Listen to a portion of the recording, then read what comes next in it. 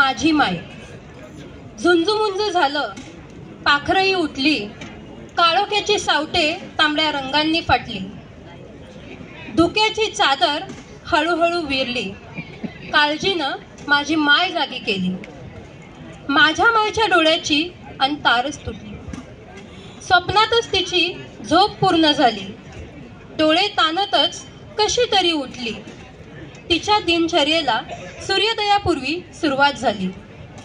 तोंडावर घेऊन पाणी तिने झोपमोड केली. तोंडात घालून काडी सगळीकडची आवराआवर केली. आंघोळीनं उरल्या आळसाची रात्रीला पाठवण केली. चहाचा घोट घेण्याआधी सर्वांची न्याहारीची तयारी केली.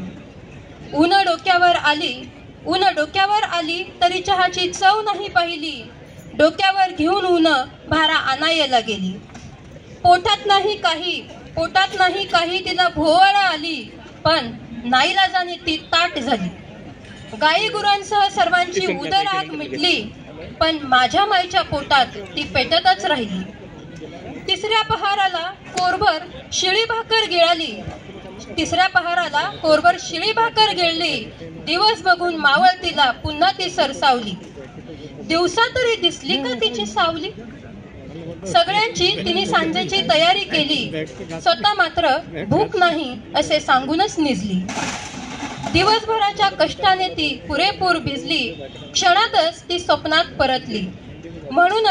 म्हणूनच परमेश्वरा तुला एकच मागणी केली, सुखी कर माझी कष्टणारी माऊली, सुखी कर माझी कष्टणारी माऊली. धन्यवाद. वा वा वा वा, अतिशय सुंदर काव्यरचना त्यांनी आपल्यासमोर प्रस्तुत केली.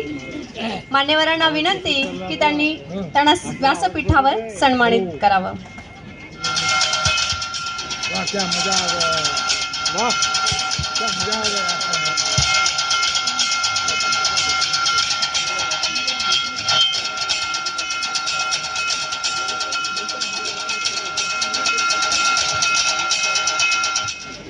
धन्यवाद सर.